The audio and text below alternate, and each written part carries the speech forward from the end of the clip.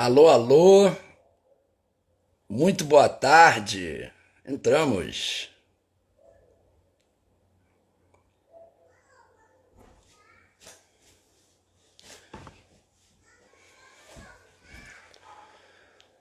Olá, boa tarde. A Bárbara foi a primeira a entrar aí, ó. Gostei de ver, hein? Legal demais, Bárbara. Vamos só esperar dar 5h48 e aí a gente começa, tá? Vou botar o comentário aqui, fixar o comentário.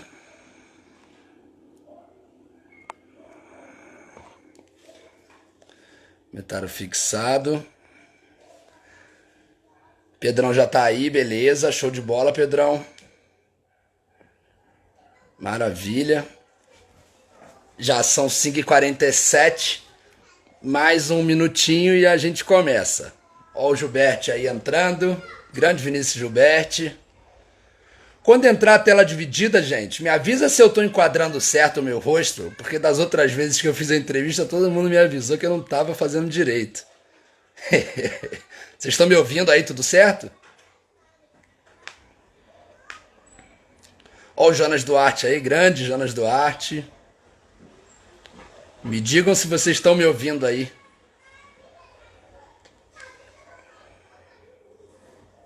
Ótimo, Bárbara. Show de bola. Beleza. Esperando mais um pouquinho aqui. Quando virar 5h48 a gente começa, tá, Bárbara? Aí você me manda o convite de novo. Pode mandar, tá, Bárbara? Não, tá aqui ainda o convite. Não precisa, não. Consigo ver aqui. Vai começar, eu vou me apresentar e aí eu te chamo, tá, Bárbara? Bom, vamos lá. É isso, né? 5h48. Virou. Vamos à luta. Fala, rapaziada! É aqui, Jaz, este carioca que vos fala, né? Thiago Manga começando mais um 12 para as 18, aqui no PDT da Zona Oeste, da nossa querida capital paulistana. E hoje eu acordei poético, sabe? Sabe quando você acorda naquela sexta-feira, você olha pela janela, respira fundo e pensa: fudeu? Pois é um pouco assim que eu tô hoje. E eu tô puxando pela loucura para apresentar a nossa convidada, que é conhecida pela serenidade, né, e pela seriedade, entre muitas outras qualidades. Também não poderia ser diferente, já que Bárbara Panzeri é formada em Relações Internacionais pela USP e possui mestrado em Administração Pública e Governo pela Fundação Getúlio Vargas. Isso além de ser pré-candidata à vereança pelo PDT de São Paulo. Vou chamar aqui a Bárbara, desculpe.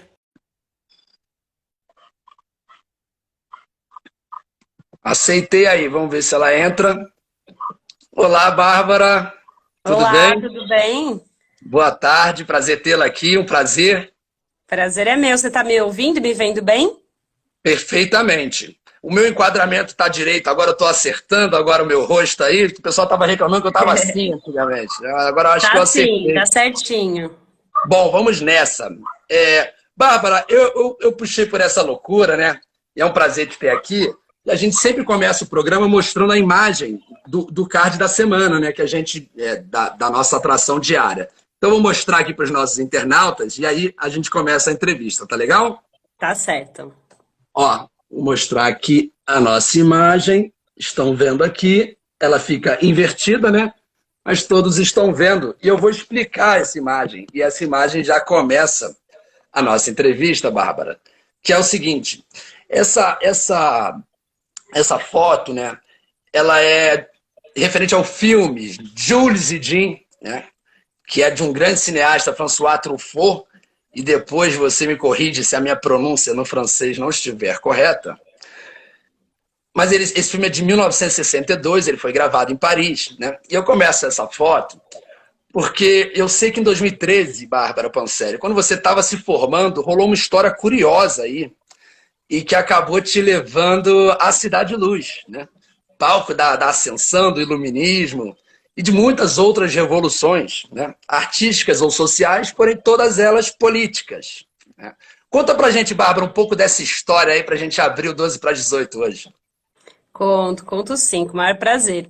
Bom, eu estava já no finalzinho da graduação, né? Como você comentou, eu cursei Relações Internacionais, tive a grande oportunidade de ter feito uma universidade pública, e na época estávamos num momento de país diferente, em que ainda tinha bastante investimento em ciência, e mesmo não sendo de um curso de exatas, né? Então não poderia receber aí o Ciências Sem Fronteiras, mas na época a Universidade de São Paulo estava com uma política de bolsas, né, limitadas aí, claro, né, porque a USP é muito grande, tem uma comunidade estudantil gigante, e eu não pensava, por mais que eu tivesse feito um curso de Relações Internacionais, não pensava em ir para fora.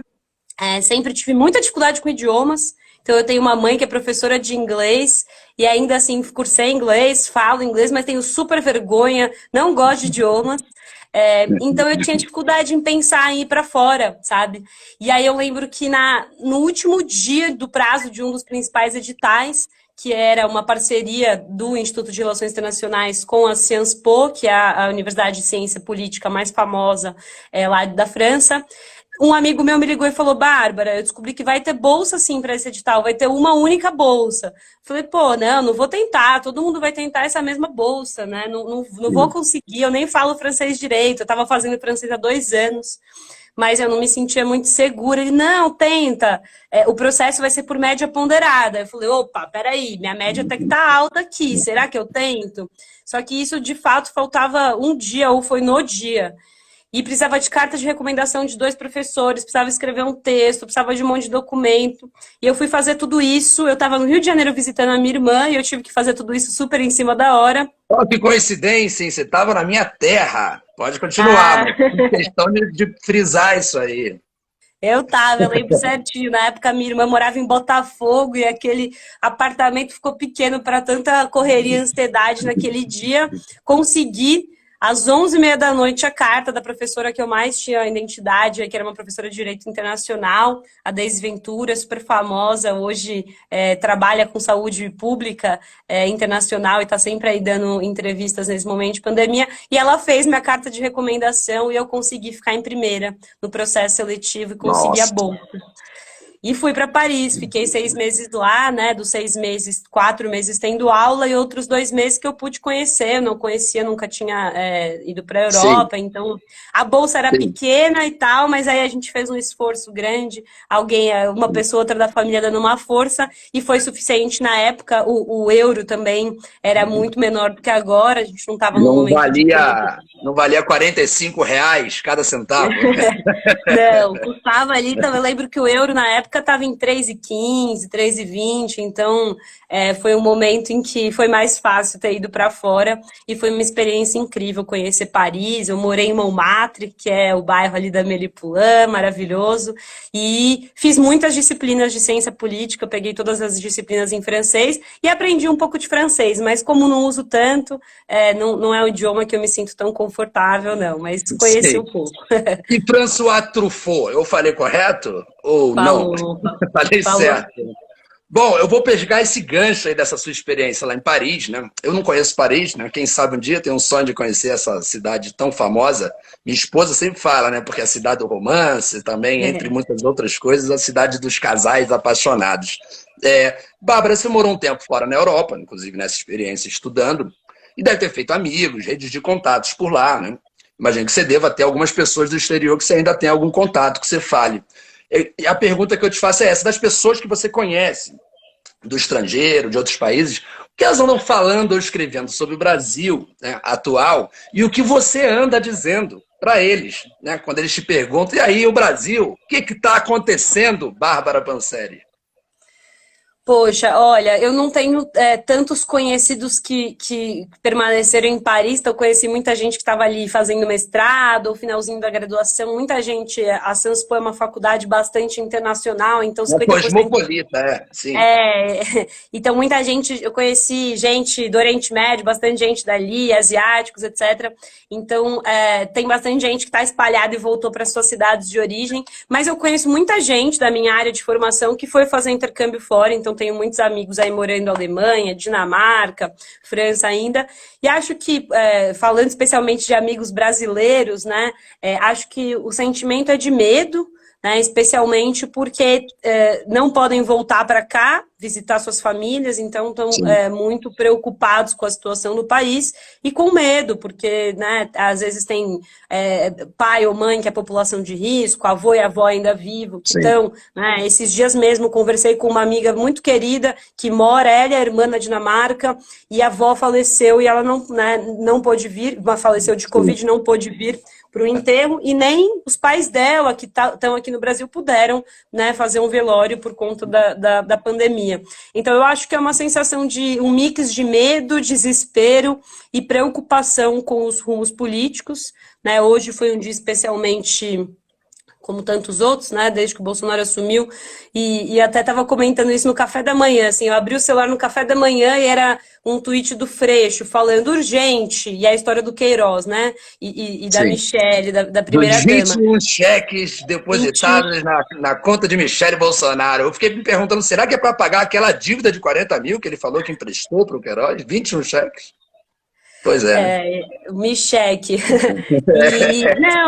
E é tão chocante porque a gente já está tão amortecido com tanta coisa ruim que a primeira sensação foi: mas peraí, já não teve uma história de 21 cheques? A cabeça fica até confusa, já não consegue mais lembrar tanta informação ruim que você nem fica mais tão assombrado com as desgraças, né? A gente vai ficando atordoado, né, Bárbara? A gente vai ficando atordoado, e por isso até que eu abri hoje com aquela brincadeira de olhar para a janela e pensar, nossa, danou-se. Mas não danou-se não, porque assim, enquanto houver pessoas como eu, como você, que não compactuam com essa insanidade que tem se alastrado e que agora a gente está conseguindo conter, espero que possamos conter melhor, né, cada vez mais, ainda há esperança, né? Bom, seguindo nossa entrevista, Bárbara, eu sei, como eu disse mais cedo, né, gente, a Bárbara é formada em Relações Internacionais. Então, cara, eu não posso falar com uma pessoa que é formada em Relações Internacionais e não perguntar isso que eu vou te perguntar, Bárbara. Assim, quando você vê o Ernesto Araújo, né, comandando a diplomacia brasileira, e vale ressaltar que sempre foi uma diplomacia reconhecida internacionalmente, né, pela capacidade de diálogo e por sempre estar tentando e construindo pontes de entendimento, inclusive entre nações de pensamentos e defesas de ideias opostas, né? O Brasil sempre teve essa diplomacia tradicional, né? Muito valorizada e parabenizada mundialmente, né? O Celso Amorim, inclusive, é uma das pessoas que trafegou aí entre esse cargo e a diplomacia brasileira. Bárbara, quando você vê o Ernesto Araújo como ministro das Relações Exteriores do Brasil, você sente assim vontade de desistir, de viver, sei lá, o que passa na cabeça de uma pessoa que estudou e dedicou parte da sua vida para entender o processo das relações internacionais? Olha, infelizmente não vou fugir muito da resposta anterior, porque é o mix de medo e desespero de novo, né? Essa angústia. Eu acho que a gente já está aí há mais de 2 meses sem ministro da Saúde, com Ernesto Araújo, né, no Ministério das Relações Exteriores. É um descaso completo com a população brasileira, com a população global, né? Então, quando a gente tem aí a posição de um presidente da República que não se preocupa com a saúde do próprio país, dificilmente ele irá se preocupar com as relações internacionais. Mas eu queria, aqui como internacionalista, ainda que eu me considere uma internacionalista um pouco fajuta, porque eu estou muito mais apegada e prezo muito mais por discutir política interna e políticas públicas já há alguns anos, mas acho que as relações internacionais elas têm uma grande importância que não chega muito para o cidadão comum, porque não chega mesmo.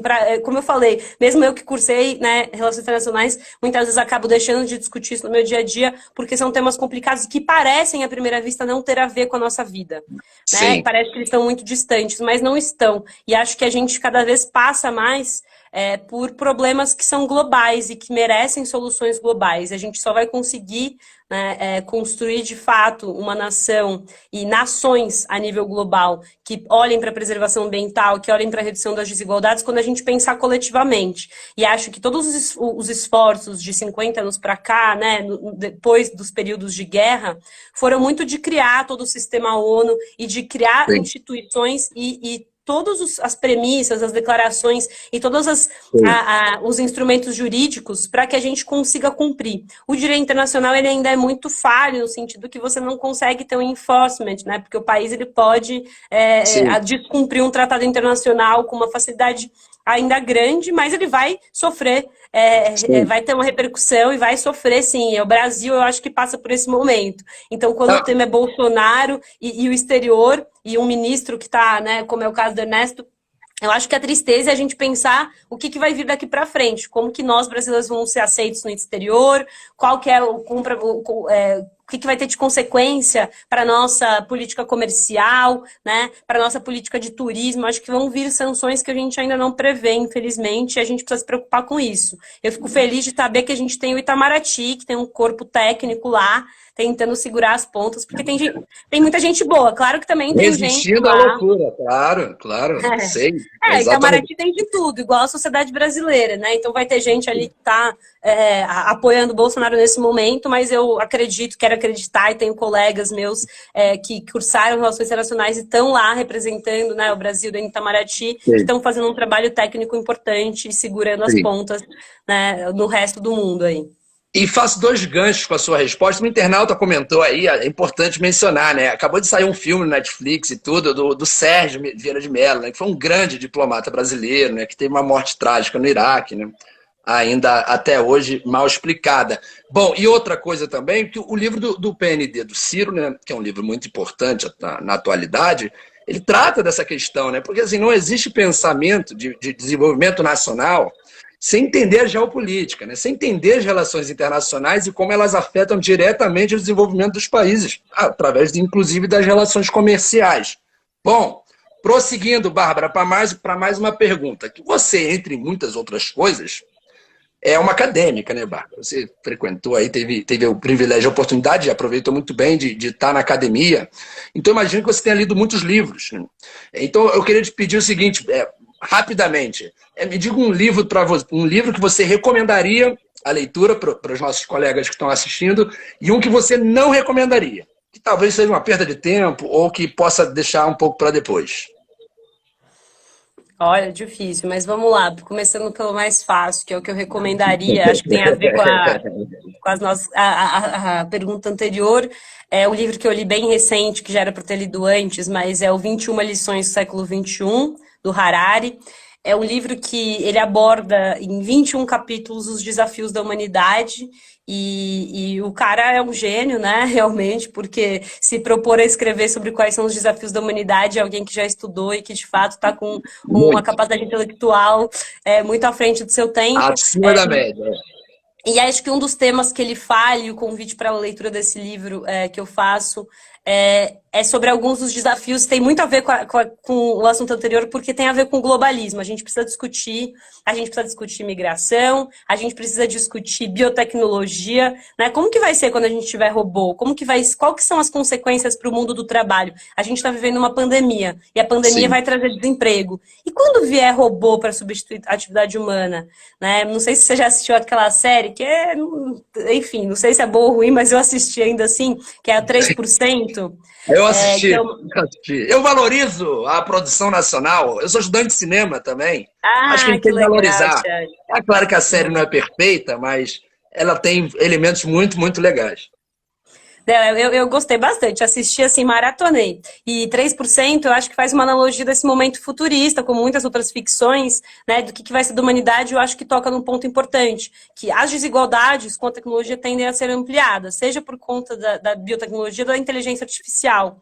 Né? Então, faço esse convite para esse livro. Agora, de bate-pronto, não consigo pensar em um livro que eu não recomendaria de jeito nenhum, porque acho que ao longo da minha trajetória eu li muito livro ao longo da faculdade que eu tive que ler e que foi útil de alguma forma, ou depois eu li livros que eu gostaria de ler, então não sei se me vem algum. Eu vou te ajudar a gente para a próxima fase. Vamos combinar o seguinte: não leiam, escolham um livro do Olavo de Carvalho, tá, gente? E não leiam. Pronto, é isso. Acho que já é um bom É, caminho aí para a gente seguir em frente. Bom, boa. Bárbara, eu tenho feito sempre nas minhas entrevistas, agora no meio do programa, um bate-bola, um jogo rápido, em homenagem à nossa grande Marília Gabriela, para a gente conhecer um pouquinho mais Bate dos seus gostos e tal. Então, um bate-bola, um jogo rápido, né? Parafraseando a Maria Gabriela. Me diga para mim, Bárbara Panseri, um filme. O Poço, já que a gente está aqui nas analogias da desigualdade Oh, social, gostei muito do Poço. Bárbara Panseri, chorinho ou jazz? Chorinho, chorinho. Olheiro, viva a cultura nacional. Uma comida que você ama e uma comida que você odeia ou não gosta tanto. Eu amo carne de porco, leitão pururuca que me vem na cabeça, Nossa, me com deu fome aqui. limãozinho. E que eu E que você. odeio, Isso. eu não gosto de ervilha enlatada, não como, só ervilha fresca, não gosto do gosto. Nossa, nós temos gostos, né, culinários parecidos, Bárbara. Me identifiquei com as suas respostas. Bom, para a última Boa. do nosso bate-bola aqui no nosso jogo rápido, com qual figura política você tomaria uma cerveja, ou se você não beber cerveja, um suco, um vinho tinto, né, numa noite em Paris? Não valendo, não vale o Ciro por motivos óbvios e não vale o Bolsonaro por motivos humanos. Pode dizer, uma pessoa, figura política. Travou um pouquinho, Thiago, uma figura política que eu tomaria.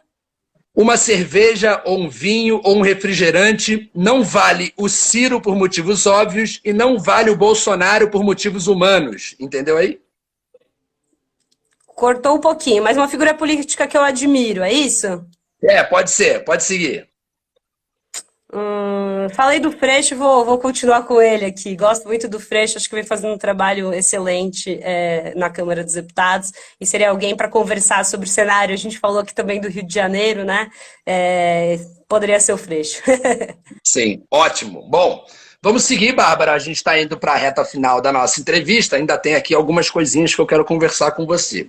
Bom, vamos sair um pouco de. A gente falou pra caramba das suas experiências de vida agora, né, na construção do seu eu, né, agora, né, como pré-candidata e como mulher formada e acadêmica e militante. Eu queria saber o seguinte: qual é a primeira imagem que vem à sua cabeça, Bárbara, quando você pensa na sua infância, assim, sabe? Você foi uma criança feliz? Você foi introspectiva? Você era arteira? Fala um pouco da Bárbara, criança, bem, bem pequenininha pra gente. Pô, olha, eu brinquei muito na rua. Eu nasci em Itaquera, na Zona Leste, e eu morava numa rua sem saída. E no final da rua, no paredão, a gente desenhou uma trave e uma quadra no chão. Então eu tive uma infância muito feliz. Uma infância, eu tenho um irmão que é 3 anos mais velho e uma irmã que é 9 anos mais velha.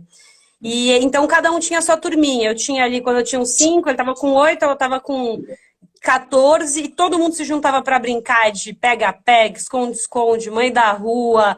Então, quando eu olho para as crianças de hoje, eu acho que minha tristeza é ver que a brincadeira na rua ela acontece muito menos, Tem se né? perdido. O barra-manteiga, alerta, todas essas brincadeiras, nossa, até os 15 anos me esbaldei brincando na rua. Eu sempre fui muito rueira e com muito orgulho. Legal demais. É bom para a gente conhecer um pouco mais quem foi essa criança que corria pelas ruas de Itaquera, quando as ruas de Itaquera eram mais convidativas para as nossas crianças poderem brincar e correr. Quem sabe a gente não recupera isso através de uma nova São Paulo que a gente precisa construir, Bárbara? A gente sabe que pode contar com a sua ajuda. Bom, Bárbara, agora eu queria falar de uma coisa um pouquinho mais séria, né? A gente descontrai muito aqui, mas é uma montanha russa aqui no 12 para 18. A gente fica variando entre um papo mais descontraído e coisas mais sérias, importantes da nossa vida. Bom, Bárbara, a gente sabe, aí eu estou colocando aqui a minha opinião, né? Para mim, a maior epidemia desse século, né, é a epidemia de uma doença muito grave chamada depressão, né? Inclusive que aumentou aí agora drasticamente, né, com o isolamento social imposto a essa sociedade líquida, vamos dizer que, como diria Bauman, né? Eu sei que estou perguntando isso, Bárbara, porque eu sei que a gente conversou um pouco, né, essa semana, e eu sei que a sua família enfrenta essa doença há muitos anos, né? Eu queria aproveitar para abrir um espaço aqui para você, né, falar um pouco sobre as dificuldades e sobre a importância, né, de buscar ajuda. Afinal, a depressão é uma doença muito grave e muitas pessoas não entendem que ela é uma doença, né? Isso é confundido muitas vezes com elementos de porque a pessoa não quer melhorar, porque a pessoa é preguiçosa, por isso. Eu sei porque isso já aconteceu na minha família também. E eu acho que é importante a gente usar esse espaço aqui, falando de vida humana, de ser humano, para falar disso também. Abre o espaço para você falar, Bárbara. Muito obrigada, Thiago, por trazer uma pergunta tão séria e pertinente. Eu estou como pré-candidata e trago o tema da saúde mental como minha bandeira principal de campanha. E não poderia ser diferente, assim, né? Como eu te contei, e tá aqui hoje comigo a minha mãe, que não tá passando um momento bom, né? Então tá em crise de depressão. e já vem acontecendo isso há muitos anos. E acho que a percepção que eu tenho como familiar é de impotência, de uma tristeza muito grande, porque você quer tirar aquela pessoa da cama, e para quem não conhece da depressão, às vezes acha que é frescura, que a pessoa se entregou. Exatamente. E quando você começa a conviver com alguém que está nessa situação de sofrimento psíquico, você vê que, na verdade, a pessoa tentou e não consegue. Não é frescura. Né? Se eu virar para minha mãe e falar, mãe, eu vou fazer o seu prato preferido, ou te dou 5.000 reais para você comprar o que você mais quiser na vida, talvez ela não se anime. Né? E acho que sempre entendi isso como um problema privado, e às vezes, né, nosso pensamento, quando acontece dentro da nossa família, ou com a gente, ou com alguém próximo, é, meu Deus, por que eu? Por que eu? Né? E nesse porquê eu, você vai aprendendo que, na verdade, não é só minha mãe, não é só alguém da sua família, é muita gente que sofre, né, de transtornos mentais no Brasil e no mundo. Esses números vêm aumentando. E eu, quando estudo agora o tema da saúde mental na cidade de São Paulo, vejo que tem uma relação com a forma como a gente optou por desenvolver a cidade. Né? Então, toda a desigualdade social que a gente vive, ela tem reflexo, sim, na nossa saúde mental. Tem uma definição da Organização Mundial da Saúde que eu gosto muito e eu venho repetindo aqui ao longo dessas últimas semanas, que fala que a saúde, ela não é a ausência de doença. Porque se eu te perguntar aqui, Thiago, você tá bem? De bate-pronto, você vai falar sim ou não, se você tá com... Você vai falar sim se você tá com Covid ou se tá com alguma enfermidade física grave. Talvez se você estiver ansioso, depressivo, com síndrome do pânico, com algum transtorno alimentar, você nem vai mencionar. Porque o nosso normal é falar sobre a saúde física. Mas e há uma construção social, Bárbara, também da gente sempre ter que estar bem, né? Então, assim, às vezes a gente está com a cabeça não tá legal, mas nosso primeiro impulso, instinto, quando alguém pergunta se a gente está bem, a não ser que seja uma pessoa muito próxima, uma pessoa muito íntima, é a gente responder que está tudo bem, mesmo que não esteja tudo bem. Desculpa te cortar, mas para você complementar. Não, perfeito, é isso. A gente às vezes responde bate-pronto, tô bem, quando muitas vezes muita coisa pode estar acontecendo, né? E a definição vai falar que a saúde não é só o estado de não doença, mas sim um estado de bem-estar ambiental, social, físico e mental. E a gente tem o direito à saúde garantido constitucionalmente. A gente falou que direito internacional, a gente tem na Declaração dos Direitos Humanos. Então, não é só na nossa Constituição Federal. O mundo deveria estar olhando para a nossa saúde. Né? E quando a gente não está olhando para a saúde mental, a gente está deixando manca essa dimensão da saúde. A gente tem números muito alarmantes. O Brasil é o país mais ansioso do mundo. A gente tem 9% da população brasileira ansiosa e 8% em depressão.